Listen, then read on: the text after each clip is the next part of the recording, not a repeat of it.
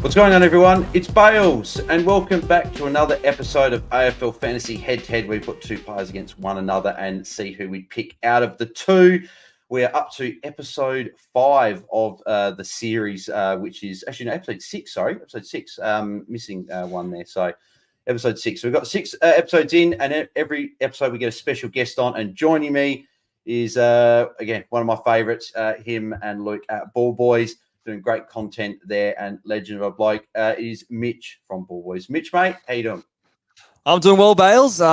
Consumed by AFL fantasy footy at the moment, and spending a lot of my days this time of year just diving straight into the stats, digging in, and changing my fantasy team a lot this time of year. So it's no one's wrong, no one's right just yet. It's a glorious time, and our hopes and dreams are still alive before the season starts. So keen to get stuck in today, mate. Yeah, exactly right. As soon as the new year, as soon as January 1st hit, I saw all the pods and stuff got released, and it's like, yeah, fantasy switched on. It was BBL for a bit there and whatever, but no, it's all AFL fantasy now. But we got another duo, and we're going to be talking about today. So it's going to be two midfielders that we both anticipate to break into that 105 plus average, potentially 110 or even more than that. And that is going to be Luke Davies-Uniacke and Sam Walsh. Obviously, both very similarly priced, both under 900K there. So I'm going to be taking LDU, and Mitch is going to be taking Sam Walsh. So I'll start with LDU. I'll go in a price order. So we'll start with LDU to begin. So LDU last year was a very, very similar name that we were talking about, sort of in the same vein of can he break into that 110 range. And he started well, scored 108 against West Coast, 123 against Freo, and we thought, yep, this guy's got to be someone to get on. And then if a lot of LDU owners from last year probably got a sour taste in their mouth, especially from round 3, because he's going to play Hawthorn, and he was a late out is saying it is probably not quite really giving a good context, because this was right at the bounce. He was essentially withdrawn, and people got drawn into donuts and this, that, and the other, and might not have had very good cover at best on the bench. So came back the following week, scored 91 while getting tagged by Ed Curnow. Then he got a 76 and a 66. Didn't really look like the LDU that we've seen. Missed a week, scored a 69, then a 95. Then proceeded to miss 5 weeks and then had his bye. So 6 weeks in total there. Came back against the Crows with 63, not great. Sort of first game back, did get managed, but this is the key point that we are looking at LDU and think that he could go on a bit of a tear. So from round 17 to 22, he scored 122, 138, 104, 120, 82, and 107. So from those 6 games, 5 tons.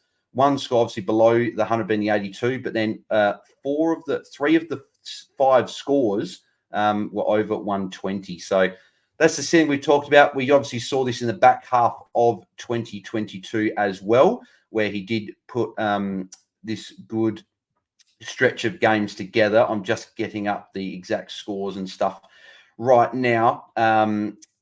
Here we go. While it loads, my computer is not very quick, unfortunately, and it is still loading. But average 93 in 2022, had a final 3-week average of 110, and final 5 weeks was 102.2, and it is still loading. So I don't know if it's... Oh, here we go. No, it finally decided to load for me. So, yeah, from pretty much round after his bye, from round 16 onwards, 127, 145, 108, 113, 68, 111, 129, and 90. So pretty good finish there. But the one knock on LDU is his sort of his injury history, and that's sort of what I'm going to throw to you, Mitch, is that LDU is promising so much heading into 2024. He promised so much last year as well. It was just injuries that really sort of affected him maybe elevating himself into that 105 average and plus bracket. What do you see with LDU heading into 2024? Do you see that these injury things are a bit of a cause for concern, or do you think it might have just been a bit of bad luck, and that luck might finally be able to break in 2024? Yeah, I mean, like last year was a bit of a disaster season for him in terms of consistency. Like you said, he started the year on fire. I was one of those poor souls that had him, start the year. I was loving life for the first 2 rounds, and then all of a sudden, I was watching that game, and saw that he was a laid out, scrambled to get him in, but I didn't want to risk being midway through trading him out and not knowing who I was going to trade in. I remember I was trading in Jack Zeeble that game, so I didn't want to stuff up my trade. So I ended up just leaving it, cop the score from the bench, the emergency. And then it didn't seem right from that point on until, like you said, after his bye. And but if we take that in isolation, there's one injury, and I think correct me if I'm wrong, I think he did a hammy as well later on, which caused him to miss a bit of time. So you've got two injuries there, whether or not they're related or not. They're a little bit up for debate. But previous to that, the past season, 21 games. The year before that, he played 20 games. And then the sort of the season before that, it wasn't the same LDU that we know at the moment. He was not the guy that was cemented in the North Best 22.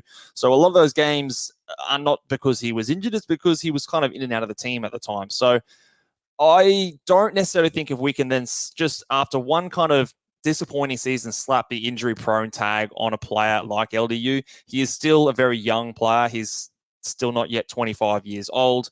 And when you move into the midfielders, we've seen it with players like Zach Butters and things like that in the past. You can have these bumps and bruises when you get exposed into the midfield a bit more.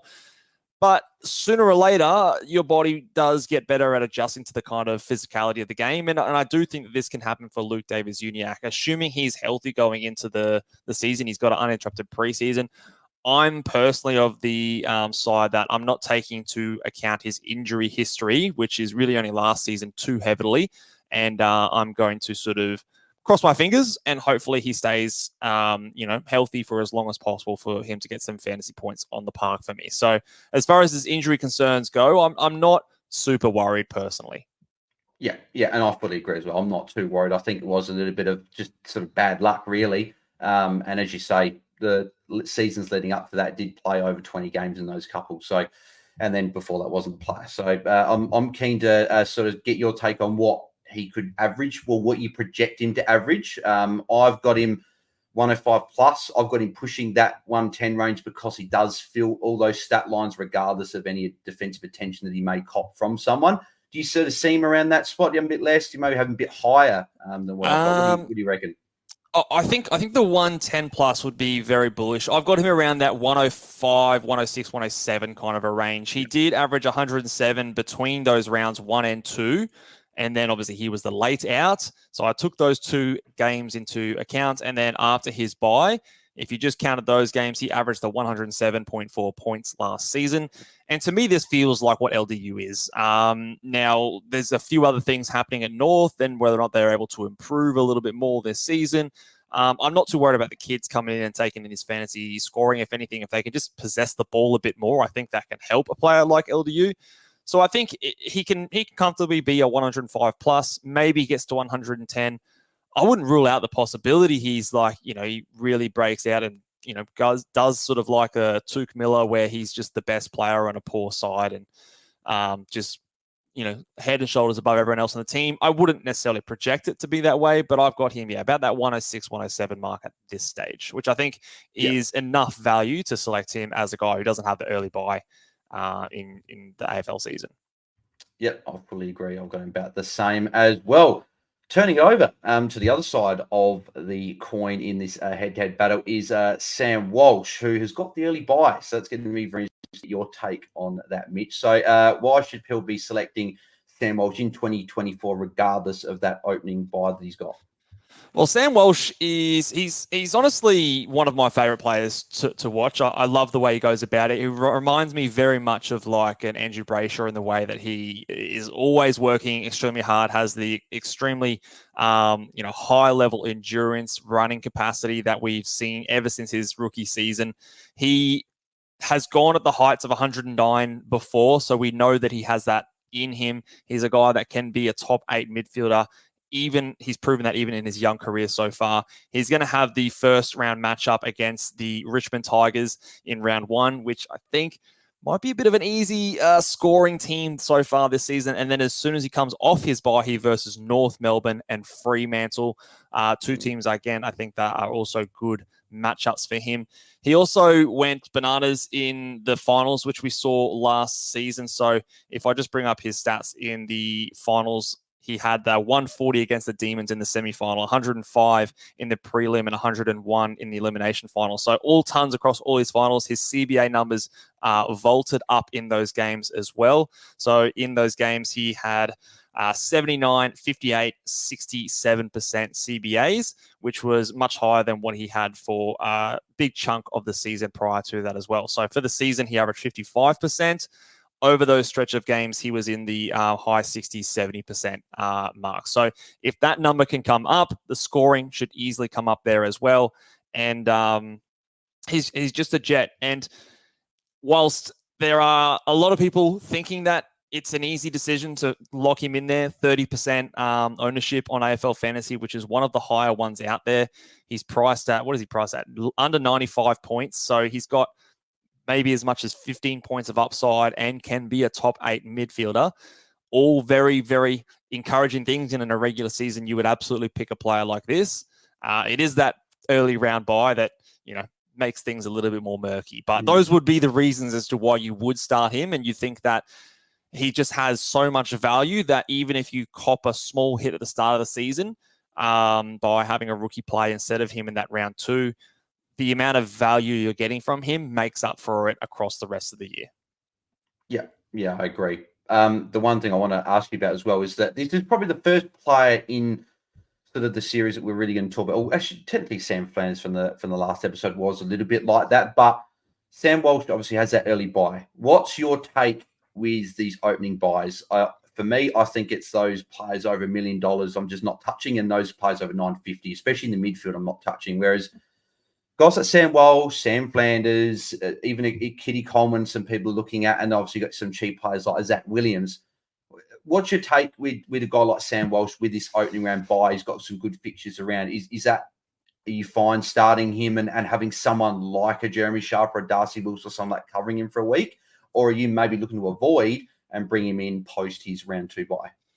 Look, it's still early, and I'm open to be swayed either way. At my current point of time, I'm in the camp of I'm likely to fade a Sam Walsh, but like I said, I could be talked into either way. It's going to come down to what do we see his role like in the round 0 matchup, because throughout the season his role was fairly volatile, like we sort of referenced. In the finals it was great, but there was a large chunk of the season there where he was playing heavy time coming off the half forward line, playing a bit more wing time.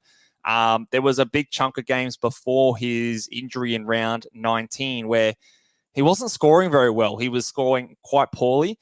And if you're going to grab a guy who's got that early round buy and is at a disadvantage, you're going to be wanting to be pretty bloody sure that he is the value that you think he is, and he's the premium scorer that you think he is. Because whilst he's not $1 million and he is value, like any other season, I would definitely be here saying this he's got upside, he's got value, and I'd be looking at him very heavily.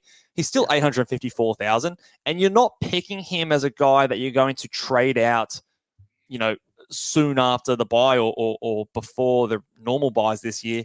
So him running up in cash is not as important, I don't think, as someone like you mentioned, a Kadeen Coleman or a Zach Williams, where their cash increase is extra important because you're going to then turn that into a trade down the line and get them out of your team and capitalize on that. Whereas a Sam Walsh increasing in money, it only really helps because other people don't jump on. And if they do jump on, they jump on at a more expensive price point. Whereas, especially in the midfield, those 105 averaging guys, they're a dime a dozen. There's so many guys that you can choose from. Yeah. So we're not limited to, we have to have Sam Walsh. We have to have Sam Walsh. Even if he is a bit of value, there's just a few other options like an LDU, which you talked about, that I think we can maybe pivot towards. And even if Walsh is slightly better than an LDU, the confidence and the other thing is, like, LDU is going to be the number 1 guy at North. Sam Walsh, whilst I think is probably the number 1 talent, his versatility maybe is a bit of an undoing for him. So I'm leaning towards fading, but I could be talked elsewhere at this stage. Yeah. I'm currently fading as well, just because of the fact of that opening buy, and I'd like to have a look at him and see that role for at least 2 games against Brisbane in the opening round, then also against Richmond. But I think that me and Warney had this discussion with Grundy and Cherry that if these players that have got the opening bye, if they come out and if Walsh comes out and puts up a 120, a lot of people, including probably myself, and you might even be the same as well. If he goes 120 plus in the opening round, it's going to be hard for me to leave him out, knowing what he can do, and especially if that role is good as well. If he just puts up a 120, he's playing a forward flank, I think you probably don't quite look at it. But if he's playing full time inside mid and he gets a 120, I think that could be something that sways. Is that maybe something that might sway you if he's got that good role and puts up a big score in round one? Yeah, to me, the role is the biggest thing, right? Like we talk about preseason, the role is everything. Now, it's a little bit more this year that the scoring impacts it because it's going to affect his price movements after that first round. But like I said, the price only really matters if you're going to trade him out, if you're starting with him, or if you're not going to start him, that you're going to want to get him in at a cheaper points after his buy, for example. But if you're fading him, you've got to kind of be at peace with maybe he's not going to be the player you're going to get immediately after his buy, and you just look elsewhere. And the reason that I'm happy to do that is because in the midfield there are so many options normally. Say he was a forward, I would definitely be more in the camp of, okay, we can start this guy because there just aren't as many options available, or at least there aren't at this stage of the preseason with all that we know. So it's really tough. It's going to depend a lot on everything else going around. So he might come out and score 120 and have a great role, but I've loved what I've seen from Jack Steele or LDU or Tuke Miller or all these other guys, and maybe I just prefer that. Maybe some of those other guys have flopped and I haven't liked what I've seen in their preseason, and I'm really kind of lost on where I'm going to go. And Sam Walsh is popping. Okay, I'm just going to lock that in, cop that round 2 buy. It's really going to be looking at everything else around it rather than just fixating on what he does and what he can do, because I think there's a lot of moving pieces with this sort of early buy stuff. Yeah, very, very good points there as well. And just to have a look at the ownership, as you say, 31.36% for Sam Walsh at the time of recording, and LDU is currently sitting at 11.47%. So there is discrepancy there in terms of ownership, but it is time to pick who we would be going out of these two. I know you were saying before we started recording that it's a pretty easy decision for you who you're picking out of these two. So who are you picking out of LDU and Sam Walsh? Yeah, look, for me, I'm trying to take the emotion out of it because this guy burnt the shit out of me last year, and I'm going to be taking LD Useless, as Luke likes to call him, and I'm going to roll the dice again. I still think this guy's a jet of a player, and I still think we haven't seen a fully fit LDU for long stretches, and this just might be the year that it happens. Maybe I'm starting up for more pain this season, but for me, I'm going the Luke Davies-Uniacke at this stage. Yeah, I'm the same as well. I'm going LDU out of these two. I just think as well, with the fact that you got like your Wardlaw and Josh Simpkin will be there, Harry Sheaves might be moving in. I think this is actually a good thing for LDU because it's not like he's going to get pushed out of the midfield. He's going to be the number one banana in there. And I think these guys around him are actually going to be able to help him getting the ball more, sort of just support him in this. So I think LDU is in for a good year. I've currently got LDU in my side. I don't have Sam Walsh. You're the same as well. You've got LDU and don't have Sam Walsh. Yeah, I do at the moment. Yeah, I think the other thing that also just leans me this way is that they're both at a similar price point. Now, Sam Walsh is cheaper, but it's not that much to stretch yourself up to get an LDU and just avoid that headache of the early season buy, because we can all have these great plans, trading people out and in around these sort of things. But as soon as injuries strike, those plans can change very quickly. One more point I want to make on Sam Walsh as well, and the Carlton team as a whole is, for the entire season, they were the second highest scoring fantasy team for the competition. But in the last 5 matches, their game plan changed fairly dramatically, and their scoring as a team dropped to below half. They were actually, 18, 17, 16, 15, 14. They were the 13th ranked team when it came to fantasy scoring in the last 5 matches, compared to being second for the entire season. So big drop off at the end of last season, and that tied into them actually winning a lot of footy. So it worked for them. They were moving the ball around a lot more, and we saw it affect the numbers of someone like a Sam Walsh. Different in the finals, so there's a bit of a discrepancy there of which is the real Carlton this season. But again, all of this is saying that there's just a few too many unknowns for me to lock in a player of his price points when I know he's going to be missing a game early in the season. Yeah, very good point right there. So beautiful. Well, that'll cap us off for another episode of AFL Fantasy Head to Head. Let us know in the comments below if you are starting LDU or Sam Walsh inside. Let us know who you pick out of the two, and just any other questions, put them in the comments below. But Mitch, thank you very much for jumping on for this episode of AFL Fantasy Head to Head. Where can the people find you and Luke on the socials? And also, where can people get involved with Ball Boys AFL Fantasy on YouTube and on the podcast? Because it's great content you're putting out there. Yeah, mate. So you can find me on Twitter at Ball Boys Fantasy. You can follow Luke on Twitter at LukeRojo17. He's a little bit less active these days. I think he's trying to stay away from a bit of the toxicity out there, but be nice to the fella. But you can find both of us talking shit, talking fantasy all throughout the preseason and into the season on YouTube, like you said, Ball Boys AFL Fantasy, or on your podcast, wherever you listen to it, Spotify, Apple Podcasts. We're there.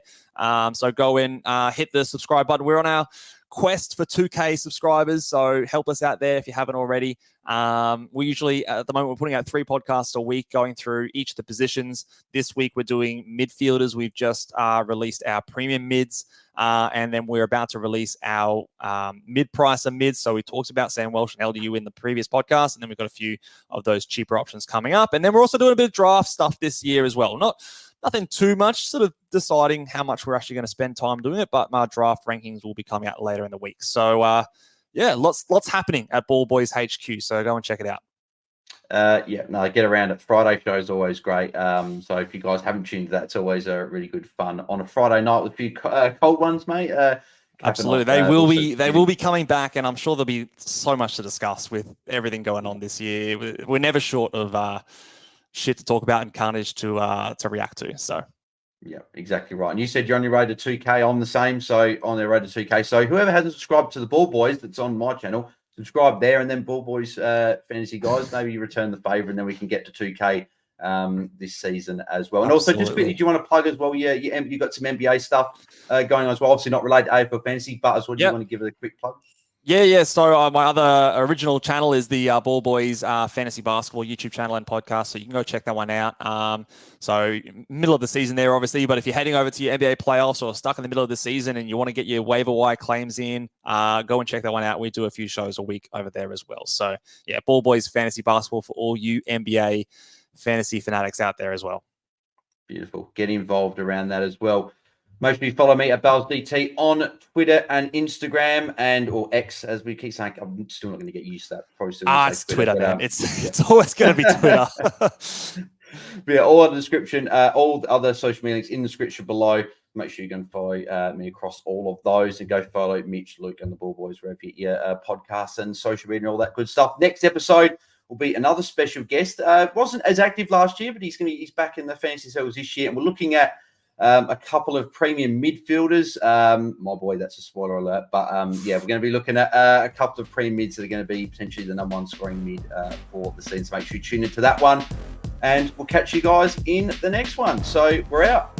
Cheers.